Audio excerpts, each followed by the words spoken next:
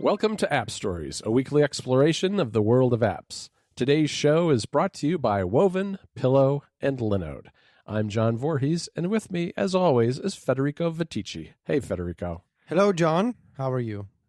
I'm doing all right. I'm excited, Federico, because we've got yet one more Apple event on the horizon coming up later this week. In fact, tomorrow. One. Oh, my God. It's the third one. I think there was only 3 weeks between the first two. At least this time, I think we've had almost like a full month since the last one. Has it been a month? It was October 13th was the last one, and this one is the 10th. Oh, my.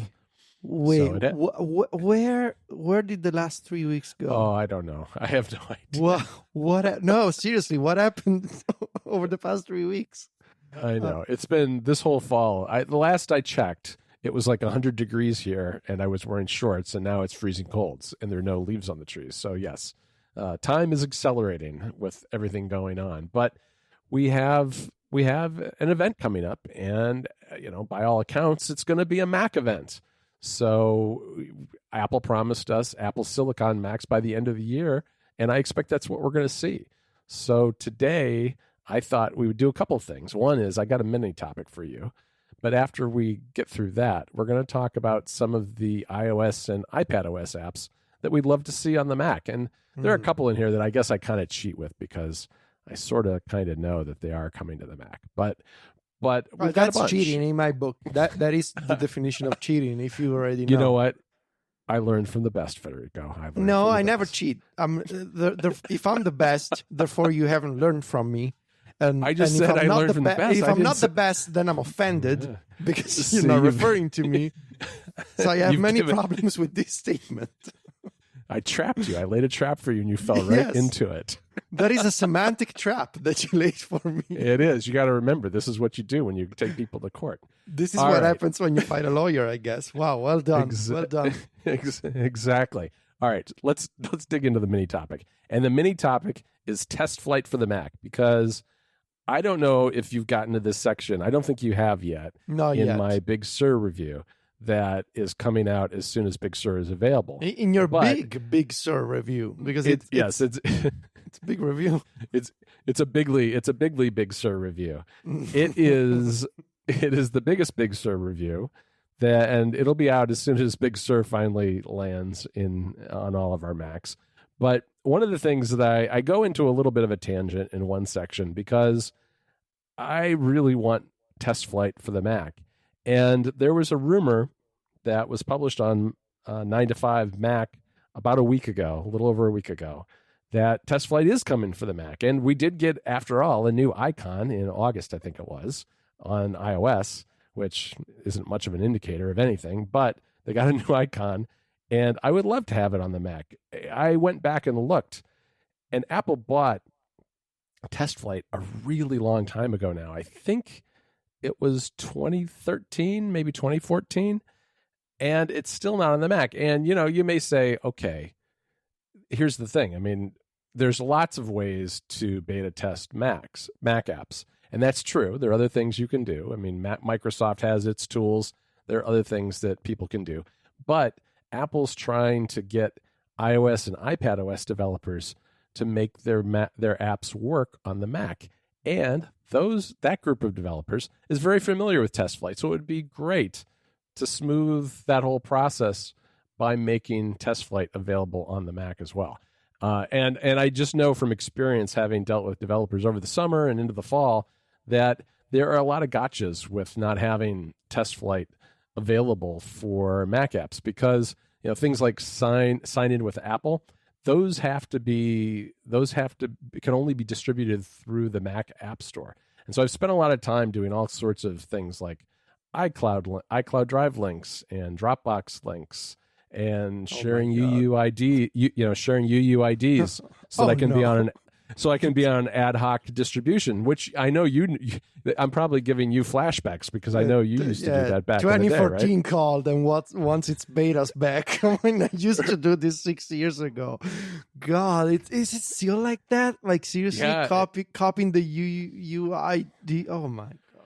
Right, and then then I had the problem was I ran into some bugs on one of my machines, and that happened to be the machine that the Mac that I was running all these third-party Right. betas on. And because I didn't have just like a TestFlight link where I could install it on any Mac, I didn't have the same, each Mac has its own UUID.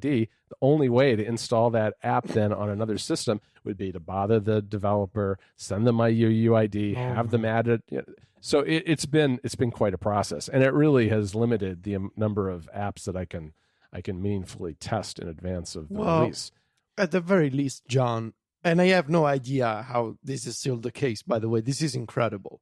But at the very least, I guess you will soon be able to download TestFlight for iOS on your Mac. Yes, and run the iOS apps. You can run the iOS version of the iPadOS version, I guess, of TestFlight on your Mac and install betas that way. So in a way, you would probably have TestFlight after all. Yeah. Hey, maybe Apple was waiting for this. They're never going to do TestFlight for Mac. They're just going to let you download the iOS version. It's funny that you suggest that, because I did have somebody actually suggest to me, oh, why don't you just look at my iPad app, because it's going to look basically the same. And I was like, well, I mean, no, that's not really what I want to do. Although that is kind of sort of the point, especially in the context of what we're going to talk about today. But yes, no, this is incredible that they bought it in 2013. I think it was 2013.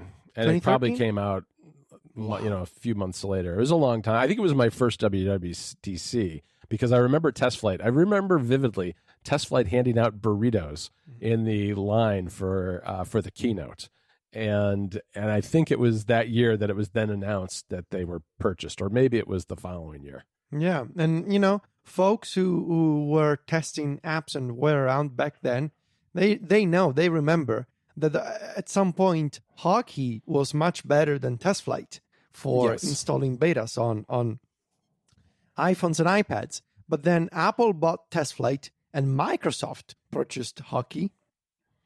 And I believe they finally rolled Hockey into their bigger app distribution platform. Yes, they I don't did. know. I haven't used Hockey in years. But yeah, I still use it. You do?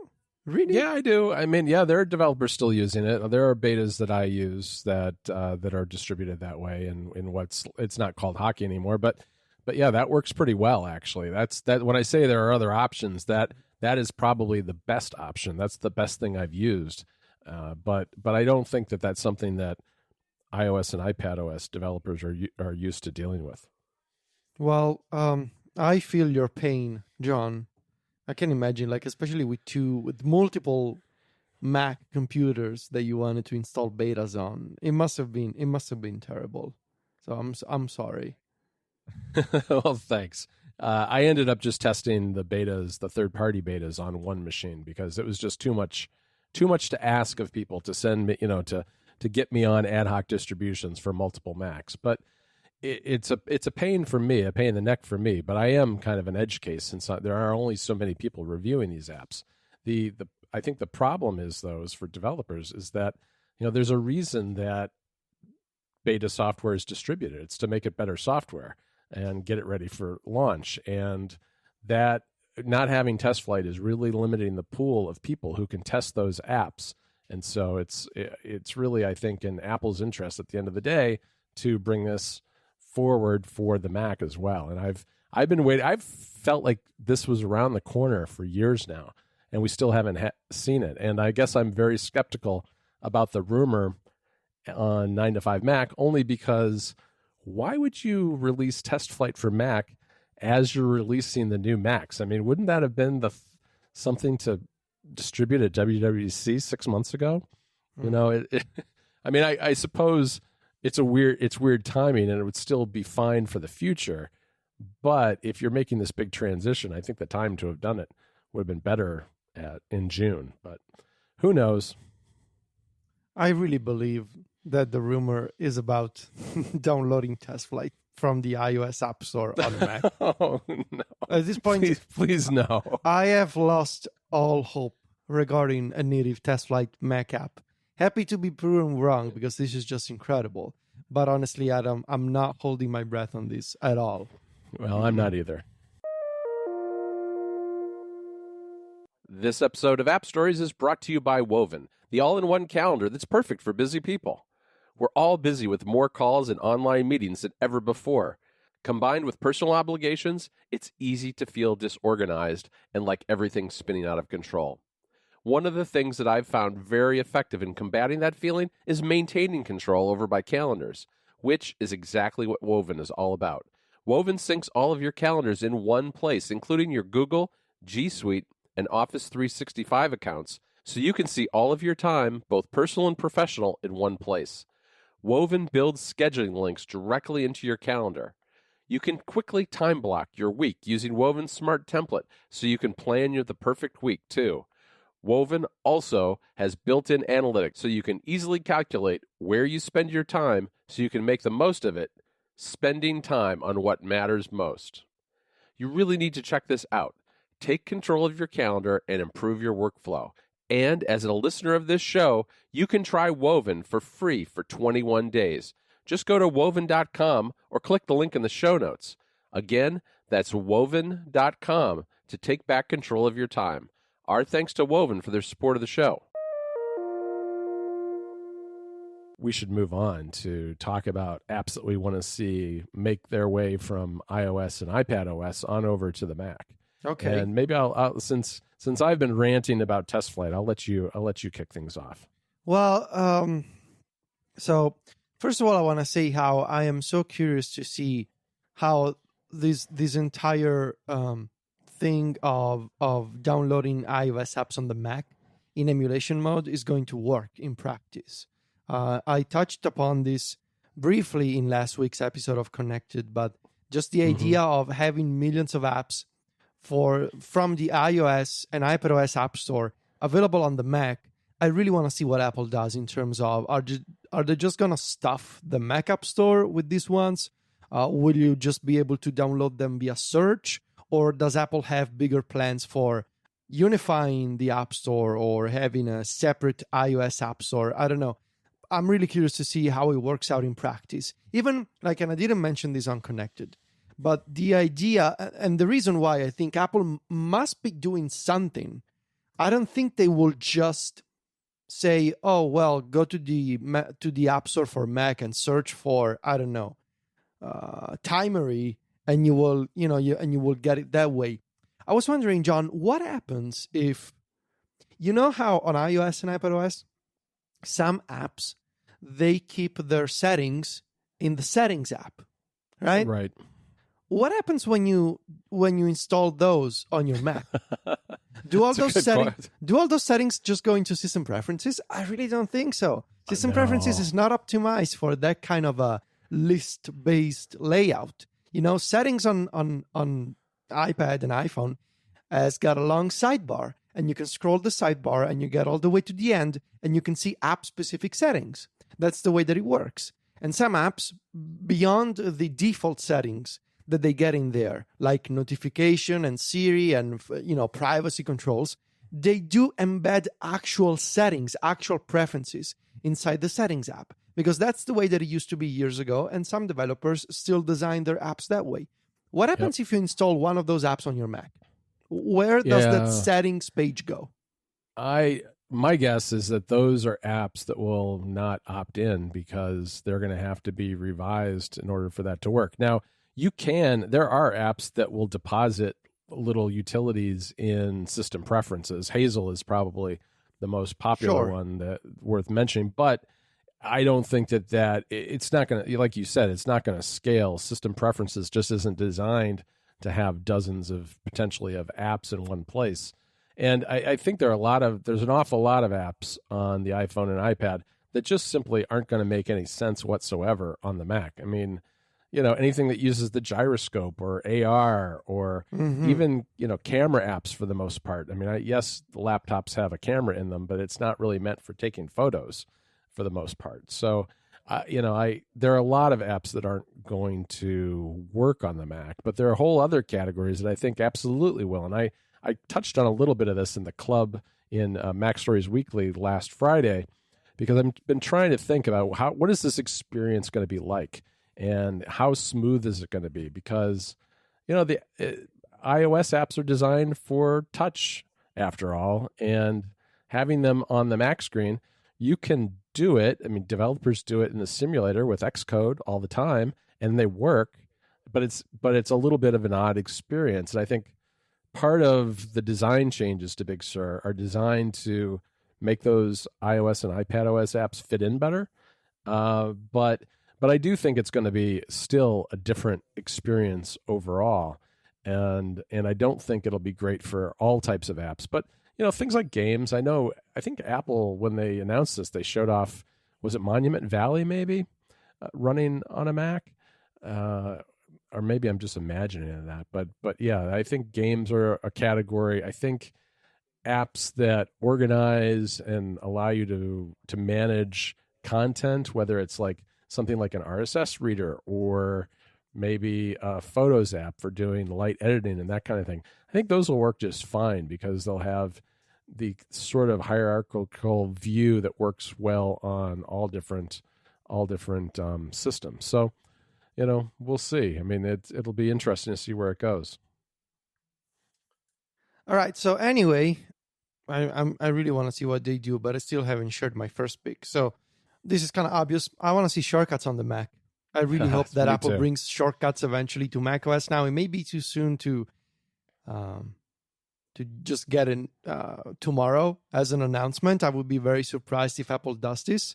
However, I think it will make a lot of sense to bring shortcuts to the Mac, especially in the context of Apple is now, they're going to see this influx of new applications coming to the Mac from iOS and iPadOS, which means that many of those developers have already done the work of integrating with shortcuts on those platforms. Therefore, if Apple brings shortcuts to the Mac, they have an already solid and rich and vibrant ecosystem of apps that are compatible with shortcuts.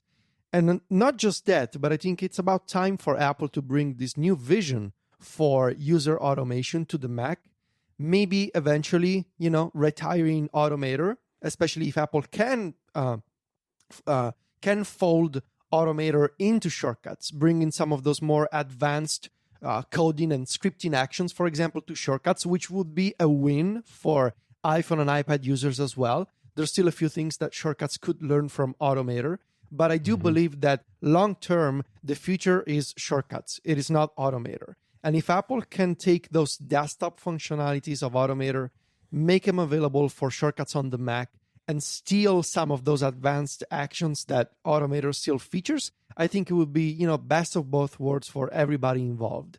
The thing is, shortcuts has an ecosystem of utilities, things like Toolbox Pro, things like JSON, for example, Scriptable, right? All of these shortcuts compatible apps, and all these other apps that have shortcuts actions that would be just perfect to have on the Mac as well. The only thing is, I don't think Apple is ready to make this announcement yet, because surely enough, if they're bringing shortcuts to the Mac, there will be some Mac-specific limitations or Mac-specific options that developers will have to be aware of. And it does feel to me like this is a WWDC announcement. When they bring shortcuts to the Mac, I think they will do it as part of WWDC with related sessions.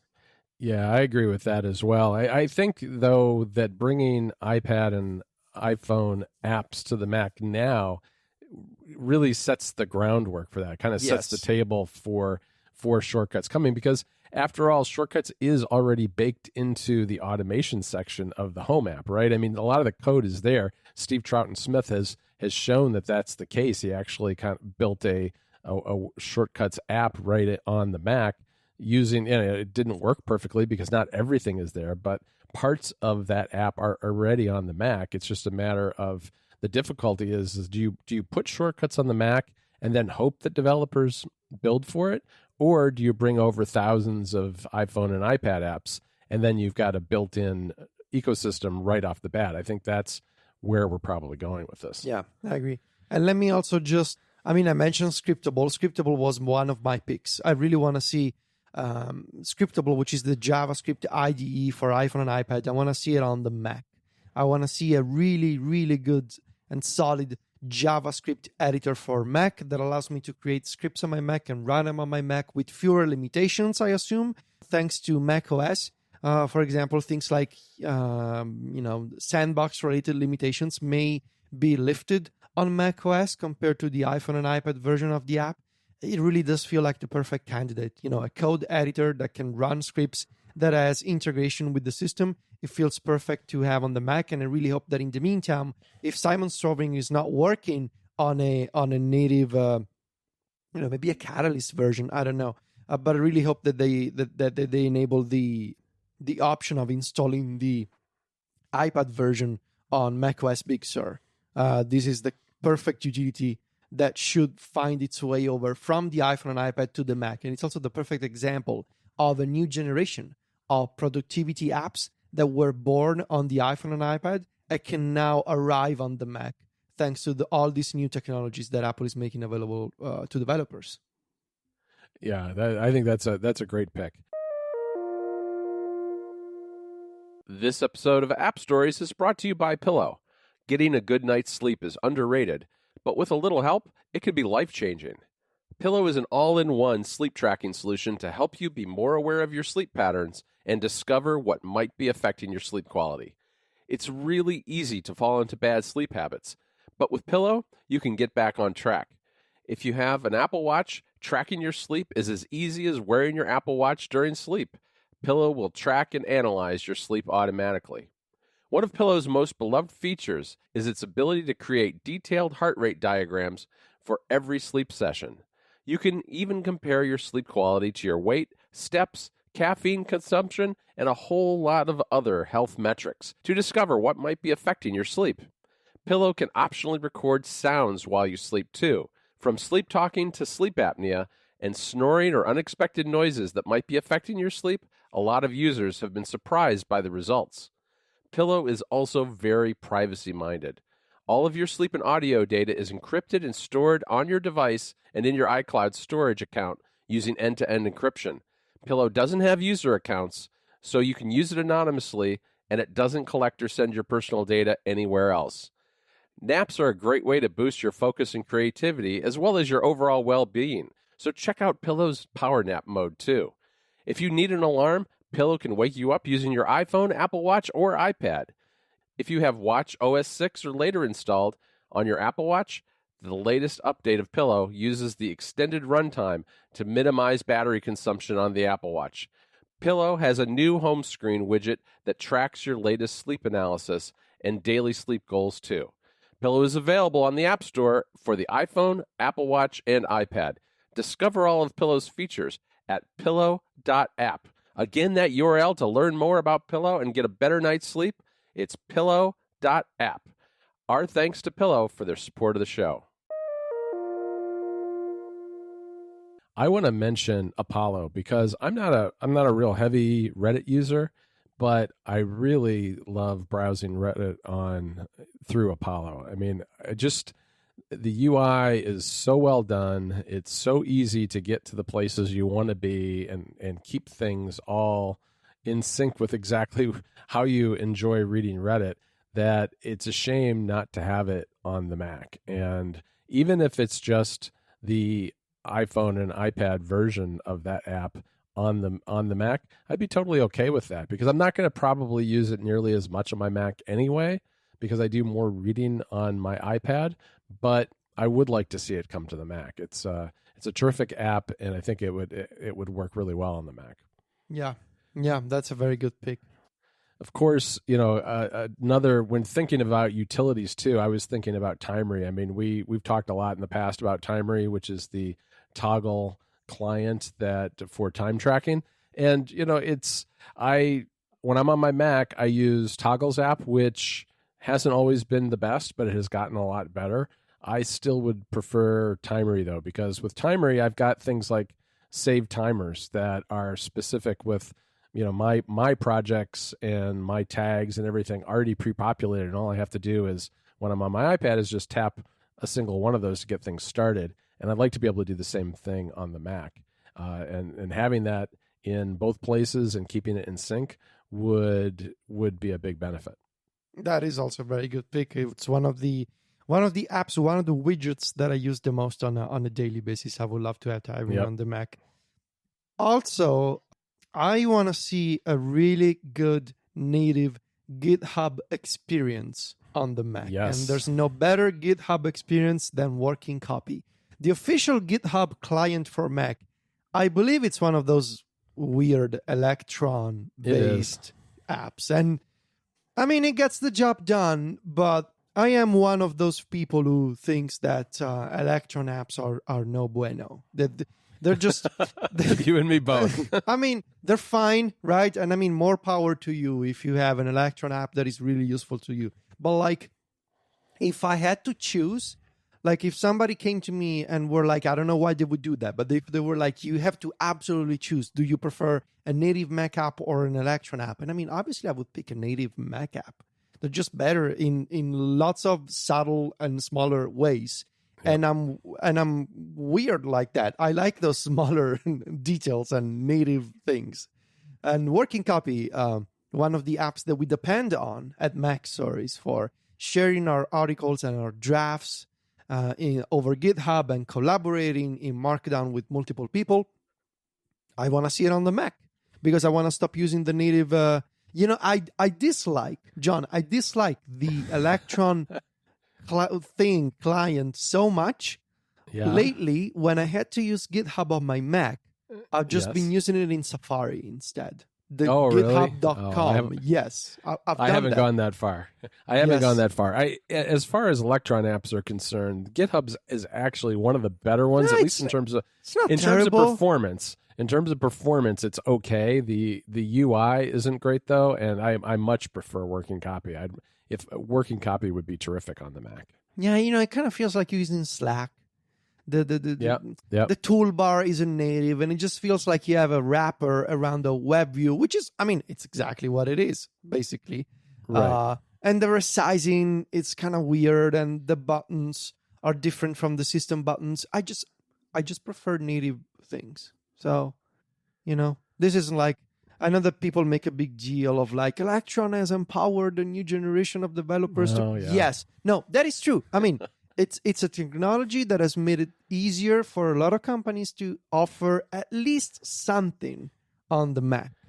Right. And I agree with that. And the thing is, though, that's more, it's a benefit to the company and their budget and the money they spend on developers. It's not necessarily a benefit to you and me. We just assume that they they hire 3 or 4 more developers and make something native. And I understand some of them aren't going to do that, but I'd prefer if they did. But I just prefer it myself. And like, you cannot argue over my taste. That's what I prefer. So whatever. Right. So I want to see Working Copy. All right. Well, my next pick is one that we also have talked about a lot, which is Music Harbor. And the thing about Music Harbor is that it's a good example of an app, a pick for this episode that isn't one that I expect to be a direct port or a direct iPhone or iPad app running on the Mac, because in fact I know that a Mac Catalyst version is in the works, and it is amazing. It basically is a carbon clone of the iPad app in the best possible way, because that app got a big update with iPad OS 14 that uses a new collection view layout for the album art and the sidebar, and it's a great example of a modern iPad app that translates fantastically to the Mac. And some days I'm working on my iPad, some days I'm working at my Mac, and when I'm looking for something to listen to, Music Harbor is one of the first places I go, and it's just nice to have that on my Mac where I can find those songs right away and open them up in Apple Music. So it's going to be there, and keep an eye out for it. I'm not sure exactly when it's going to ship, but it should ship sometime pretty close to the launch of Big Sur. This episode of App Stories is brought to you by our friends at Linode. Whether you're working on a personal project or managing enterprise infrastructure, you deserve simple, affordable, and accessible cloud computing solutions that allow you to take your project to the next level. You can simplify your cloud infrastructure with Linode's Linux virtual machines, helping you develop, deploy, and scale your modern applications faster and easier. Quite frankly, anything that could help you work a little faster and easier is worth checking out. Linode has 11 global data centers and provides 24/7 human support, 365 days a year, so you never have to be stuck without support. Night or day, holiday or not, Linode are there with no tiers or handoffs, regardless of your plan size. And you can check it all out for free. Get started right now on Linode today with $100 of free credit for listeners of App Stories by going to linode.com/appstories. Linode is terrific. We use it for some great internal tools at Mac Stories, and we've been super happy with it, both in terms of its reliability and its pricing. So you really should check this out. In addition to shared and dedicated compute instances, you can use your $100 credit on S3 compatible object storage, managed Kubernetes, and more. So head on over to linode.com/appstories and click on Create Free Account to get started. Go there now and check it out. Our thanks to Linode for their support of the show. Yeah, I agree. Excellent pick. My last one is a text editor. Now, there's no shortage of text editors for Mac, right? Sublime Right. Text, and lots of folks are still using TextMate. There's also Atom by GitHub, I believe. The Atom text editor is by GitHub. Also another Electron app. I just want to see my favorite text editor for iOS and iPadOS on the Mac, and it's Codex. So Codex is a free text editor that is like, imagine if you took some of the core features of Sublime Text, like customizable key bindings and multiple cursors and things like that, things like those. Removed all the more complicated stuff like plugins and some of the more advanced settings, and made a text editor for prosumers, I guess. Folks who want to have more power when they're editing HTML, CSS, JavaScript, whatever, without all the craft and all the complexity of more powerful tools like Sublime Text. And that's exactly what Codex does. That's how I use it on my iPad when I need to do some more complex find and replace, for example, with regular expressions, or when I need to edit something in multiple places, I take advantage of the multiple carets. And there's customizable key bindings for text selections and navigation inside of a document. There's a mini map on the right side, just like in Sublime Text and in Xcode. Now, I guess Xcode kind of copied the feature from Sublime, but it's much more approachable than something like Sublime Text. It doesn't have all those additional layers of complexity on top. And I think this is the perfect kind of again, prosumer utility that started on the iPhone and iPad and could now find its way over to the Mac, where on the Mac, it could even take advantage of more features, right? For keyboard integration, for opening documents outside of its own sandbox. I think it makes a lot of sense to have this kind of product on the Mac. And it's a free download made by a single indie developer. So maybe initially it'll be just available in emulation mode by downloading the iPad version, but I really hope that eventually they make a native macOS version, maybe built via Catalyst. I want to close out my picks with another utility, which is AnyBuffer, because I've really been using and enjoying AnyBuffer a lot on my iPad, especially in the last several months, but it's not on the Mac, which means my use of it is somewhat hampered, because I do like to move data back and forth between the two all the time. Now, I do things, I use AirDrop, I use Handoff, I use drafts for text. I have a lot of ways to move files and information back and forth between my iOS devices and my Mac, but AnyBuffer is a great UI for just collecting certain things that you need periodically in one place that you can put, you can tag it, you can kind of store it all in a organized fashion, and having that on the Mac would just make the app much more useful to me. So that's where that's another one that I'd like to see show up on the Mac too. All right, Federico, that's a lot of apps we want to see on the Mac. I think one of the things that in doing the Big Sur review and getting ready for it, I've realized is that people who, I think this is true of anyone, whether they're working primarily on a Mac or an iPad or an iPhone, whatever it happens to be, is that they find the apps that work for them. And once they have a set of apps that work well for them, they can't always imagine why they would need more apps. Now, part of our job is to imagine what more apps might be, which is what we've done in this episode. I think that what this is going to do with the Mac opening up to iOS and iPad OS apps is it's really going to open a lot of new possibilities, and especially for people who aren't long-time Mac users. I think that this transition is really built around helping people make the move who might have started on the iPhone or the iPad onto the Mac, so that it doesn't matter what device they're on. There's a continuity and a familiarity across all of those devices, which is one of the big themes that you'll see in my review, which, as I said, will be out very soon. I hope we're going to have the event on Tuesday, and then I expect, my guess is we'll see Big Sur launch very soon after that. But who knows? That's in Apple's hands, not mine. But as soon as it does drop, that review will drop on Mac Stories, and we're going to have extras there too, just like Federico did. I've got a few of my own extras. There'll be a behind the scenes in Mac Stories Weekly for the club members, as well as a special episode of Mac Stories Unplugged, our club podcast. So we'll talk about it some more too. And keep an eye out for that. It's going to be it's just around the corner at this point. I'm feeling good about having it finally finished. Yeah, I know that feeling. All right, Federico. Well, that is it for this week. I guess I do need to ask you a question, though. Are you going to get an Apple Silicon Mac? Should I?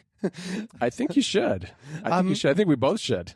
I don't know if I want to buy one, but I'm really intrigued by testing one, especially in the context of now I have all these iPad things that I can install on it. And Big Sur is looking great.